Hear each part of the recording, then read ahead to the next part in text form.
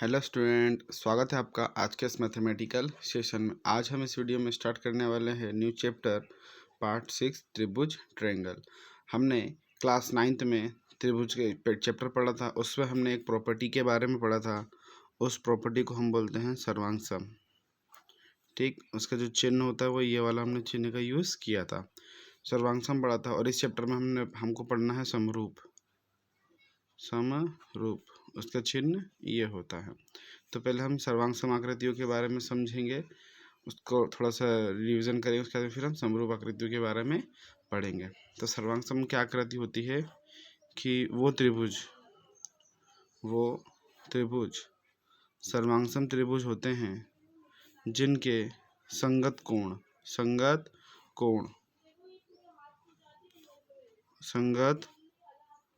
कोण क्या हो, बराबर हो।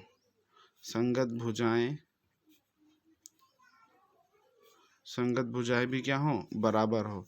वो ऐसे दो त्रिभुज जिनकी संगत कोण और संगत भुजाएं आपस में क्या हो, बराबर हो, उन्हीं त्रिभुज को हम क्या बोलते हैं, सर्वांग त्रिभुज बोलते हैं। मान लीजिए ए है, B, C, P, Q, R. इसमें जो एंगल बी है वो किसके बराबर में है, एंगल क्यू के बराबर में है। एंगल सी एंगल आर के बराबर में है। एंगल ए एंगल पी के बराबर में है। आपकी जो भुजा है वो ए बी किसके बराबर में है, पी क्यू के बराबर में है। बी सी किसके बराबर में है, क्यू आर के बराबर में है। ए सी किसके बराबर में, पी आर के बराबर है। तो हम बोलेंगे जो त्रिभुज ए बी सी है, ए बी सी सर्वांग है त्रिभुज पी क्यू आर के। ठीक है, हम सर्वांग बोल देते हैं। इसके हमने बहुत सारी प्रॉपर्टी पढ़ी थी। कौन कौन सी प्रॉपर्टी पढ़ी थी? सबसे पहले पढ़ते हैं हम side angle side, first property. Second पढ़ते हैं उसमें हम एंगल साइड एंगल। तीसरी प्रॉपर्टी इसी से अपडेट एंगल साइड पढ़ते हैं। चौथी हम क्या पढ़ते हैं उसमें, साइड। और पांचवी RHS। हमने ये 5 प्रॉपर्टी क्लास 9th में पढ़ी थी सर्वांग से रिलेटेड। एस क्या होती है, कोई भी जब दो त्रिभुज होते हैं, दो त्रिभुज की दो भुजाओं के मध्य का कोण है ना, दो भुजा साइड एंगल साइड है तो दो भुजाओं के मध्य का कोण दूसरे त्रिभुज की दो भुजाओं के मध्य का कोण अगर बराबर हो तो दोनों त्रिभुज सर्वांग होंगे साइड एंगल साइड की प्रॉपर्टी से।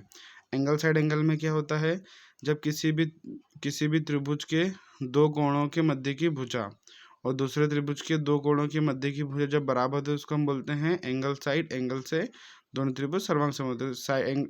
फिर आपका एंगल साइड कैसा होता है, जब किसी भी दो त्रिभुज की संगत भुजा, मतलब जो दूसरी भुजा होती है ना, दो कोणों के लगी हुई कोई भी, या तो ये वाली भुजा ले लेंगे या तो ये वाली लेंगे, और दो कोणों दूसरे त्रिभुज की दो कोणों के संलग्न भुजा के क्या होता है, बराबर होता है। वहाँ पे हम एंगल साइड का प्रयोग करते हैं।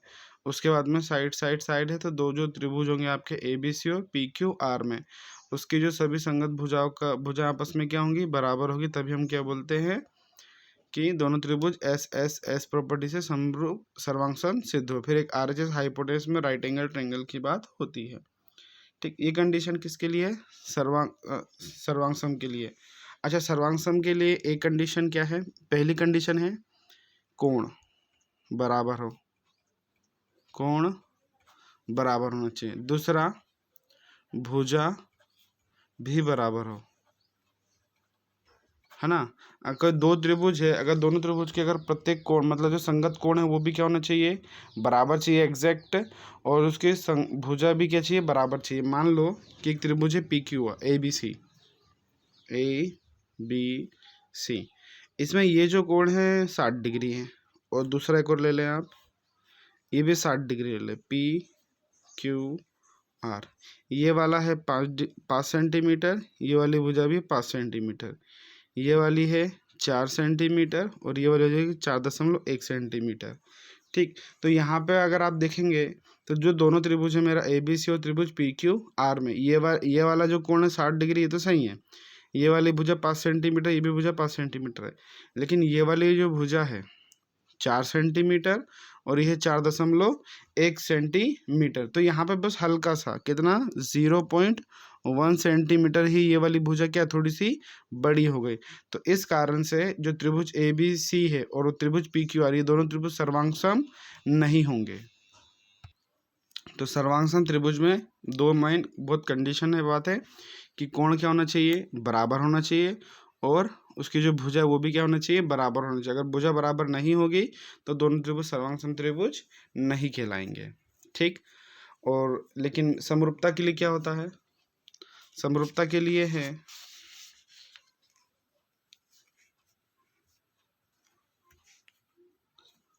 समरूप, समरूप, इसमें सबसे मेन पॉइंट है कोण बराबर हो। दूसरा, संगत भुजाओं का अनुपात बराबर हो। ठीक है, संगत भुजाओं का अनुपात क्या हो, बराबर हो। इसकी अच्छा, समरूप का मतलब क्या होता है, सिमिलर होता है। सिमिलर होता है मतलब कोई भी चीज़ एक से ही दिखती है। जैसे आपने ताजमहल की फ़ोटो देखी होगी, आप अपने मोबाइल में भी देखते हैं, कहीं आपने पोस्टर लगा होगा, टीवी में देखा होगा, तो ताजमहल दिखता तो एक ही जैसा है, लेकिन सब जगह उसका साइज़ क्या होता है, अलग अलग होता है। ठीक, जितने भी आपने जैसे वो देखा होगा, फर्श पे टाइल्स देखी होगी आपने, सारी वो स्क्वायर शेप्स की होती हैं। ठीक है, लेकिन सबका साइज क्या होता है, अलग अलग होता है। तो इनको क्या बोलते हैं, समरूप बोलते हैं। तो समरूप की डेफिनेशन क्या है, भुजाओं की समान संख्या वाले, डेफिनेशन उसकी, भुजाओं की समान संख्या वाले दो बहुभुज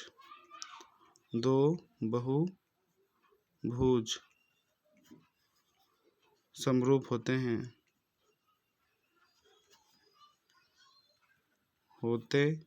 हैं यदि फर्स्ट कंडीशन है उनके संगत कोण बराबर हो। सेकंड कंडीशन है इनकी संगत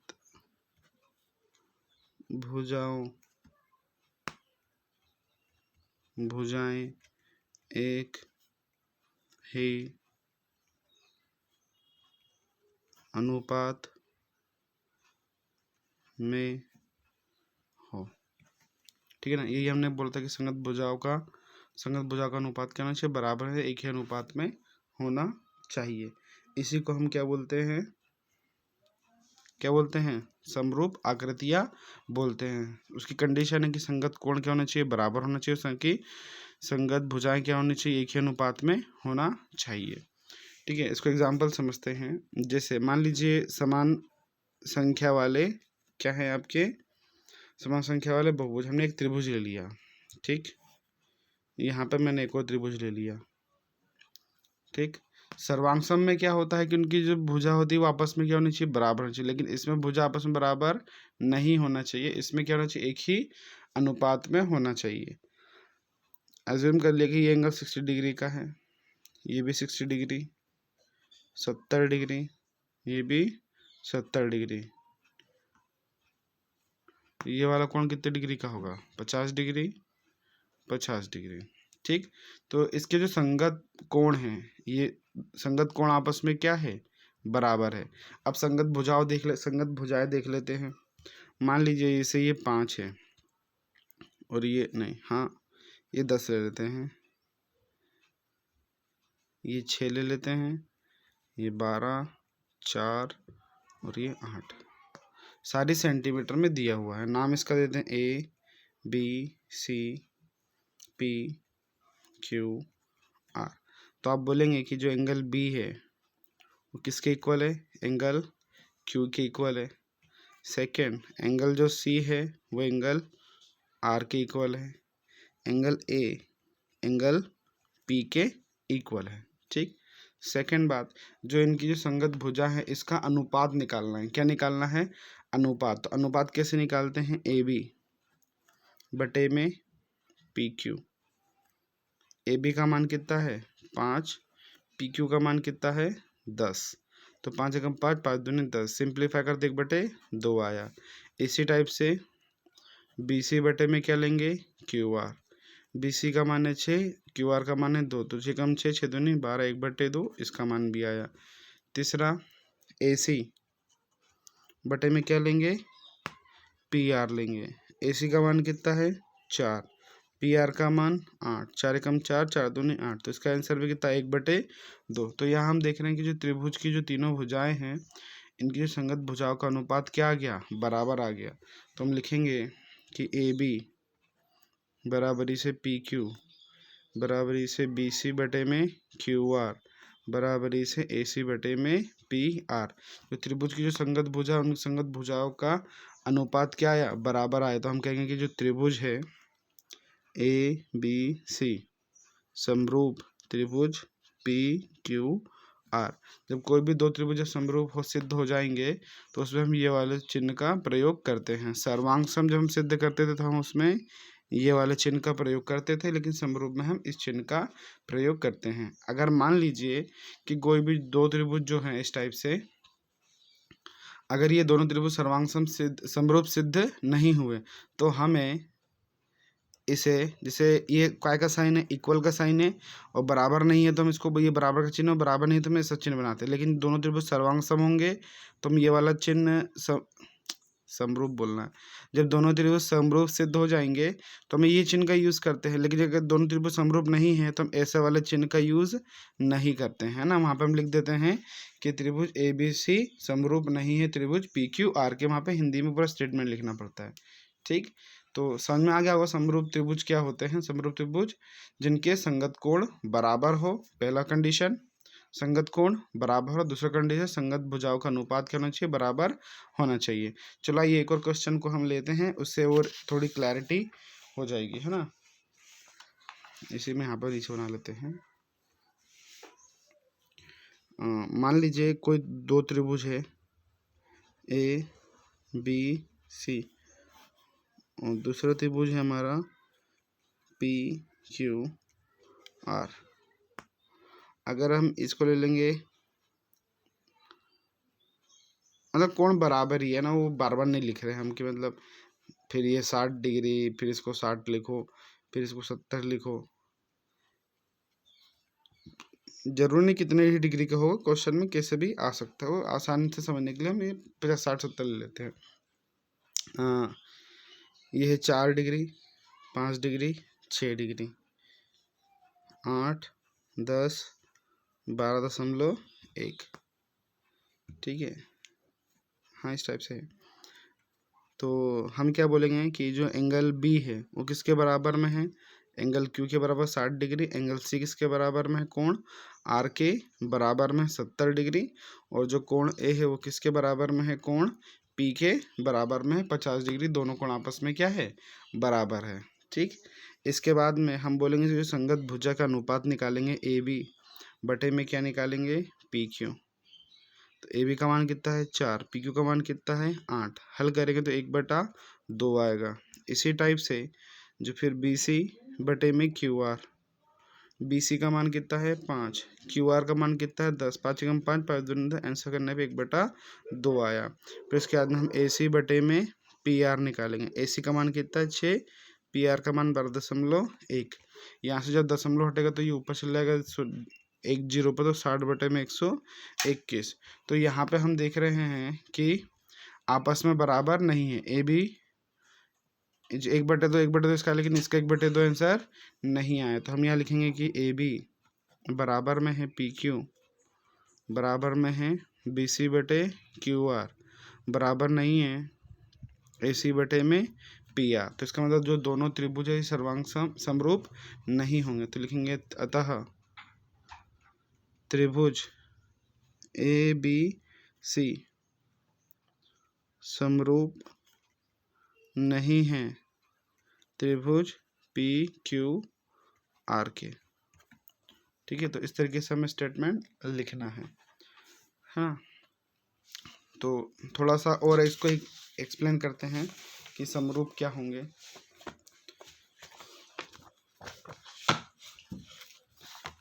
देखो, अगर मैं कोई वर्ग ले लूँ, मैंने क्या ले लिया, कोई वर्ग ले लिया रैंडम, एक ये वर्ग है और एक वर्ग मैंने ये ले लिया, तो आपको पता है कि जो वर्ग के जो सभी कोण होते हैं वो कितने डिग्री के होते हैं, 90 डिग्री के। तो इसके जो संगत कोण है ये तो आपस में क्या होने हैं, बराबर ही होने हैं, ये तो फिक्स हो गया।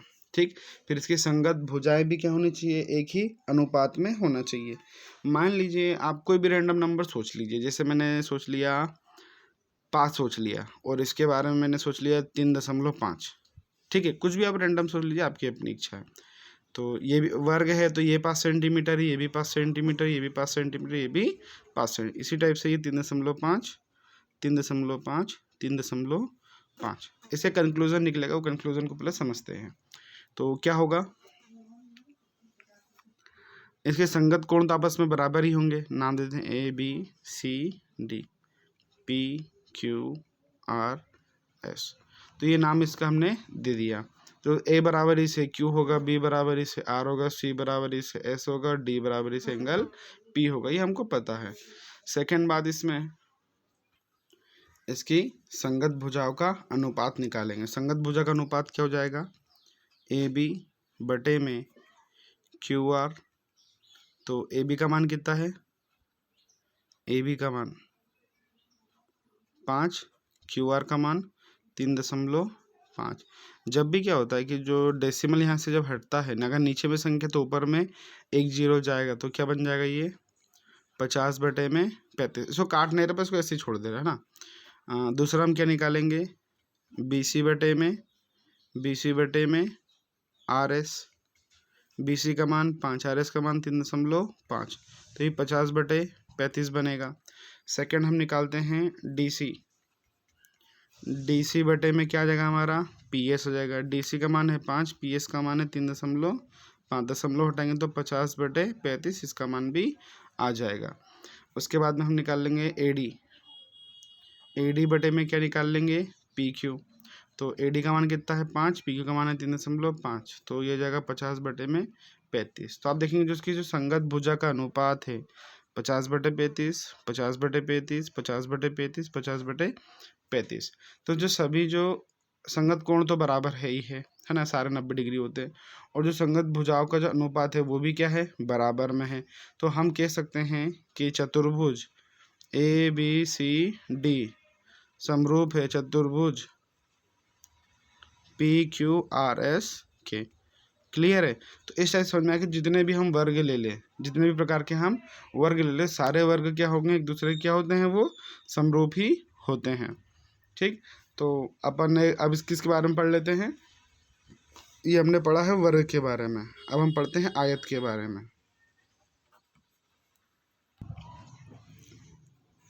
आयत,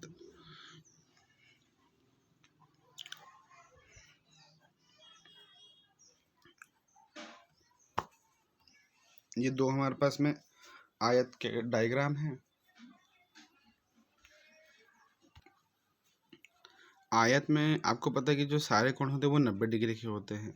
ठीक, तो यहाँ पे जिसके जो संगत कोण होंगे ये आपस में क्या होंगे, बराबर ही होंगे। ठीक, ये वाले लेते हैं हम 4 सेंटीमीटर, ये ले लेते हैं हम 6 सेंटीमीटर, इसको ले लेते हैं 2 सेंटीमीटर, इसको ले लेते हैं हम 3 सेंटीमीटर ले लेते हैं।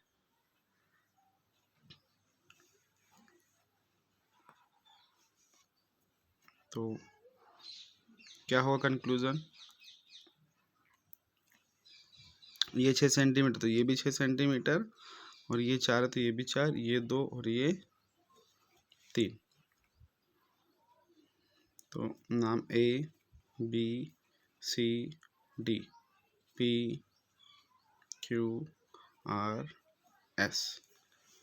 तो AD बटे में क्या आएगा, AD बटे में PS। AD का मान 4, PS का मान 2, कैंसिल आउट 2 आ जाएगा। AB बटे में PQ, AB का मान कितना आ गया 6, PQ का मान 3, तो 3 कम 3, 3 दूनी 6, तो ये आ गया 2। BC बटे में QR, BC का मान 4, QR का मान 2, 2 एकम 2, 2 दूनी 4, 2। फिर उसके बाद में DC बराबरी से SR, DC का मान कितना है 6, SR का मान 3, काटेंगे तो कितना गया 2। तो जो संगत भुजाओं का जो अनुपात है वो क्या है, आपस में बराबर है। ठीक, तो हम यहाँ पे कह देते हैं कि जो चतुर्भुज है हमारा ABCD वो समरूप है चतुर्भुज PQRS के। ठीक, इसी टाइप से एक और एग्जांपल लेते हैं हम।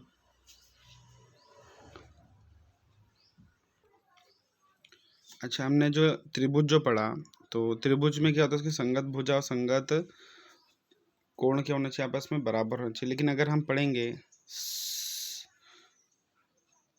समबाहु त्रिभुज की बात करें, किसकी बात करें, समबाहु त्रिभुज, जिसकी सभी भुजा आपस में क्या होती है, बराबर, और सभी कोण आपस में क्या होते हैं, बराबर होते हैं। सारे कोण कितने डिग्री के होते हैं, 60 डिग्री के होंगे। और मान लीजिए 5 सेंटीमीटर 5 सेंटीमीटर 5 सेंटीमीटर, ये है आपका 8 सेंटीमीटर 8 सेंटीमीटर 8 सेंटीमीटर।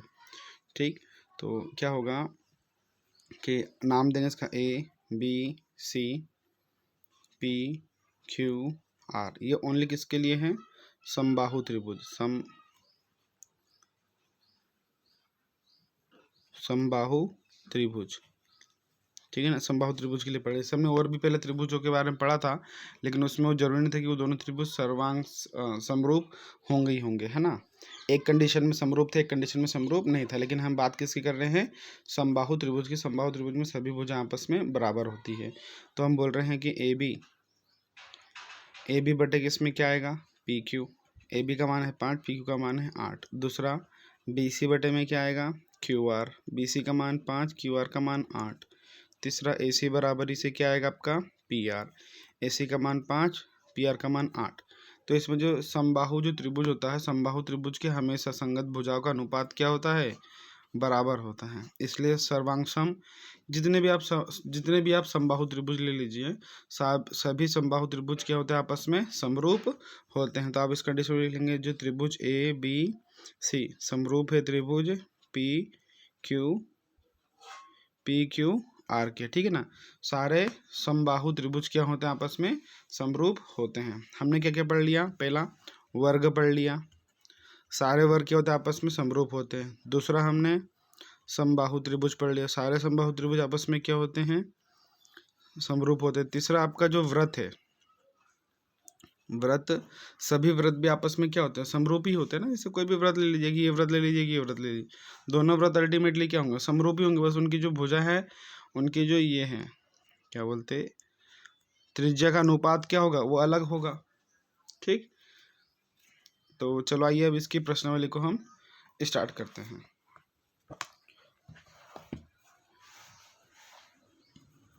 प्रश्नावली 6.1 क्या है, कोष्टकों में दिए गए शब्दों में से सही शब्द का प्रयोग करते हुए रिक्त स्थान को भरिए। सभी व्रत होते हैं, सर्वांगसम होते हैं, समरूप होते हैं। अब भी हमने क्या पढ़ा, सारे व्रत क्या होते हैं, सारे व्रत समरूप होते हैं। तो यहाँ पे पहले में क्या जाएगा, सारे व्रत समरूप होते हैं।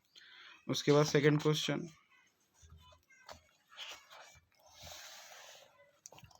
क्वेश्चन क्या है, सभी वर्ग खालिस्तान होते हैं, क्या होते हैं, सर्वांगसम समरूप। अब भी क्या पढ़ा हमने, समरूप होते हैं। सभी खालिस्तान त्रिभुज समरूप होते हैं, सभी त्रिभुज खालिस्तान त्रिभुज समरूप होते हैं।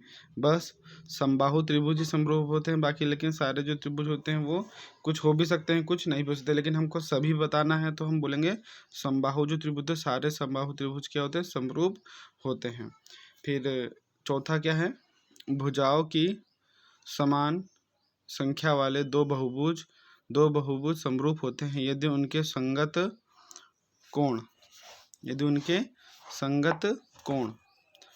कोण बराबर हो और तथा उनकी संगत भुजाओं का पहला अनुपात फिर समानुपाती है ना, भुजाएं समानुपाती हो। पहले वाले में अनुपात बराबर आएगा और इसमें अनुपात आएगा। ठीक, क्वेश्चन नंबर दूसरा, निम्नलिखित युग्मों में दो भिन्न भिन्न उदाहरण दीजिए। समरूप आकृतियाँ, तो हम वर्ग बना देंगे, दोनों आकृति समरूप होगी। ऐसी आकृतियाँ जो समरूप नहीं हैं, दो दो उदाहरण देना है। तो पहला वाला किसके लिए है? समरूप के लिए।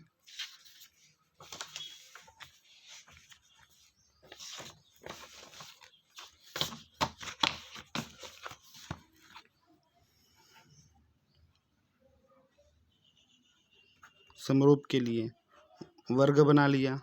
ये प्रत्येक वर्ग आपस में क्या होते हैं? वर्ग, है ना। प्रत्येक वर्ग आपस में क्या होते हैं? समरूप ही होते हैं। और दूसरा हमने वृत्त बना लिया। दोनों वृत्त आपस में क्या होते हैं? समरूप होते हैं। दूसरा हमें क्या दिया था? समरूप नहीं है। समरूप नहीं है। अब समरूप नहीं है तो हम ले लेते हैं एक त्रिभुज तीन भुजा का, और एक हम समकोण त्रिभुज ले लेते हैं। तो ये दोनों त्रिभुज आपस में क्या होंगे? आकृतीय जो भुजाओं की संख्या वो तो बराबर है, लेकिन त्रिभुज दोनों समरूप नहीं होंगे। दूसरा हम एक में क्या ले लेते हैं? वर्ग ले लेते हैं, और एक में हम आयत ले लेते हैं। जो भुजाओं की संख्या वो तो आपस में क्या है? बराबर है, लेकिन दोनों त्रिभुज ये दोनों जो चतुर्भुज है ये आपस में समरूप नहीं होंगे। एक वर्ग है और एक आयत है। ठीक, तो ये एग्जाम्पल दो एग्जाम्पल दे दिए। ये दो एग्जाम्पल किसके? समरूप होने पे दोनों वर्ग बना दिए, दोनों हमने वृत्त बना दिए। और समरूप नहीं होंगे, एक हमने ऐसे रेंडमली कोई भी त्रिभुज बना लिया, दूसरा हमने समकोण त्रिभुज बना लिया। जिससे दोनों कोण आपस में समरूप नहीं होंगे, इसमें हमने एक में वर्ग बना लिया और एक में आयत बना लिया। ठीक, और फिर तीसरा क्वेश्चन आपको दिया है कि बताइए कि निम्नलिखित चतुर्भुज समरूप है या नहीं है। समरूप है या नहीं है। चलो पहले डायग्राम बनाते हैं, फिर उसको हल करेंगे। क्वेश्चन नंबर तीसरा,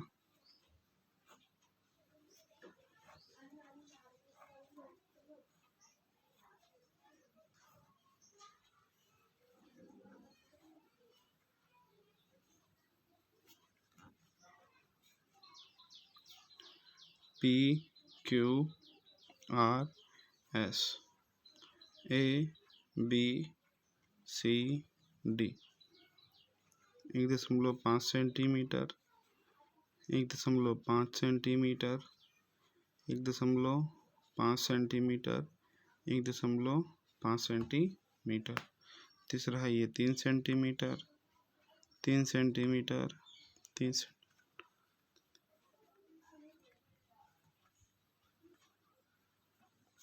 अच्छा, हमें ये वाली जो आकृति दी है, ये आकृति कौन सी है? हमारी वर्ग है।